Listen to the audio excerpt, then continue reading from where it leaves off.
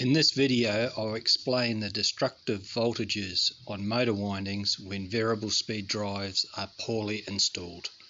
This situation occurs when reflective voltages sum, causing overshoot, affecting the first few strands in the motor coil winding.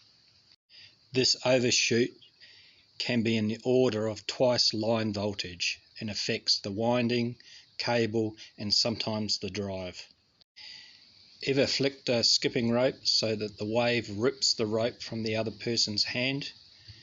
Get the rope length, mass and tension right, and it requires the motor end to hang on tight. Shorten the rope and it's much harder to set up these repeating waves. The flicking of the rope in the motor situation is the pulse wave modulation of the drive as it reforms the sine wave. As in the case of the skipping rope, cable characteristics, the flicking, and how tight the motor holds on to the rope all affect the voltage overshoot.